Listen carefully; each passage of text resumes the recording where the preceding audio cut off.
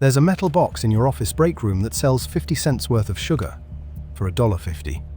Nobody staffs it. Nobody markets it. It just stands there, humming next to the microwave, taking a 200% markup off everyone you work with. This year, that box works for you. You've got $15,000, 5 second-hand vending machines, and 12 months. By December, you'll either own a tiny retail empire that restocks itself into profit, or 5 very heavy refrigerators full of expired chocolate. And fair warning, it gets weird. In March, someone at a community college tips over machine number 2 for 1 free bag of chips. In July, a heatwave turns $200 of inventory into brown soup. And in September, you change 1 product in 1 machine, and its income triples overnight. But it all starts in January, at a wholesale warehouse, with a shopping cart the size of a small car. This is year 1. January 3rd. Let's spend your money.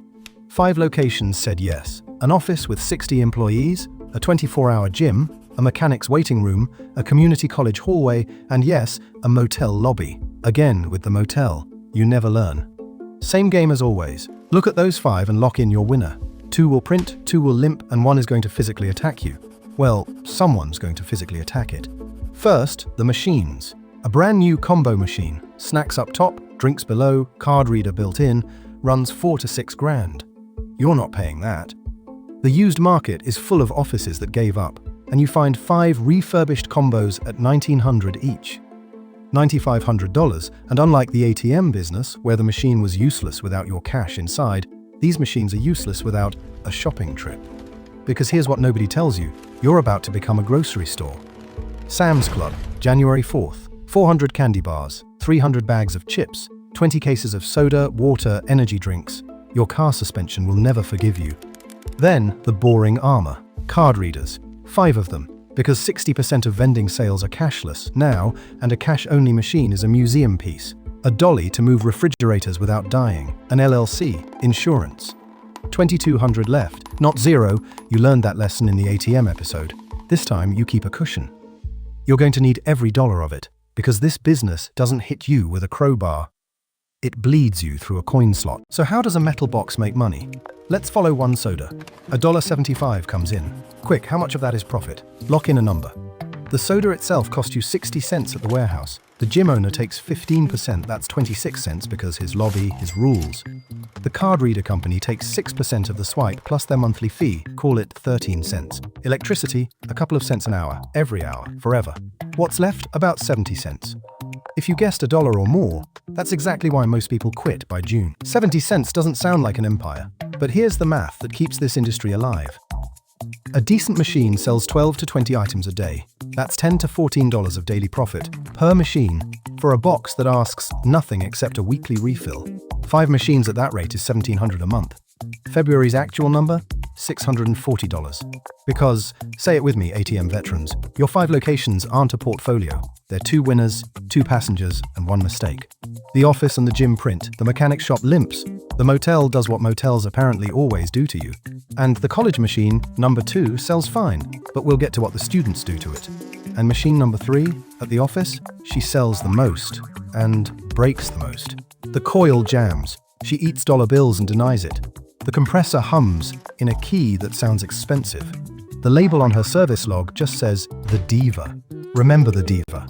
July does her big scene. Now the part where owning things gets expensive. Death by 1,000 quarters. March. A student at the college discovers that if you tip machine number 2 forward at just the right angle, a bag of chips falls. Campus security sends you a photo of the machine face down like a crime scene. The chips? Gone. The glass? $600. Insurance deductible? $500. The student? Could not be identified. You bolt number 2 to the wall. Every vending operator eventually bolts something to something. May. Expiry dates attack. Nobody tells you that candy has a career, and it's shorter than you think. You overorder chocolate in January, a rookie bulk discount mistake, and now $90 of it ages out in the same week. Into the bin. That bulk discount was not a discount. July. The heat wave. 41 degrees for 9 days. The Diva, machine 3, your best seller, her compressor dies on day 2, quietly, over a weekend. You find out Monday. Everything chocolate inside her is now abstract.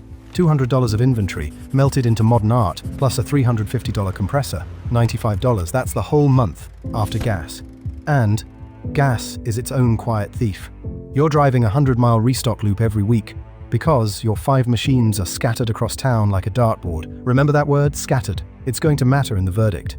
There is no crowbar in this episode. Nobody has to rob a vending machine. It bleeds all by itself. A melted bar here, an expired case there, 6% of every card swipe, forever. While the word passive laughs at you from a YouTube ad. By September, you fix everything. And the fix isn't a new machine. It's a spreadsheet. September. You finally do the thing you should have done in January. You actually read the sales data.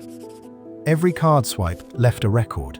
Every machine has been quietly telling you exactly what sells, in which building, at what hour, for 8 months. And when you finally listen, the gym machine confesses something embarrassing. Nobody at a 24-hour gym wants potato chips. You swap 2 snack coils for protein bars and 2 soda slots for tall energy drinks at $3.50 each. Margin over $2 a can. Same machine, same corner, same electricity. Sales triple in 3 weeks. And somewhere between the warehouse and the gym, it hits you. The thing that changes this entire business. You were never in the vending business. The machine is a store, a tiny 60-slot store with perfect inventory tracking and 0 staff, which makes you a retail chain and makes every slot a shelf that either earns its rent or gets fired. Chips at a gym? Fired. Protein at 300% markup? Promoted. The machine isn't a box of snacks. It's a 60-slot spreadsheet that happens to dispense the answers. Real vending companies have known this forever.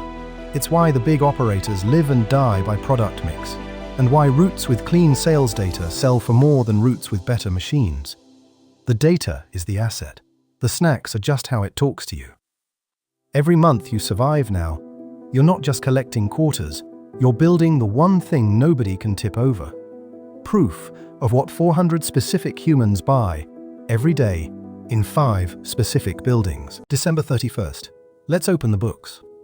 Gross sales for the year, $13,800. Sounds decent. Now watch it shrink. The warehouse took $6,700 back in product costs. Locations took their commissions. The card company took its swipes, $1,400. Repairs, spoilage, the Divas dramatic July, gas for 52 restock loops, $1,600. What's actually yours? $4,100. Let's be honest, the way nobody's selling you a vending course will be you worked about 5 hours a week for that. 260 hours.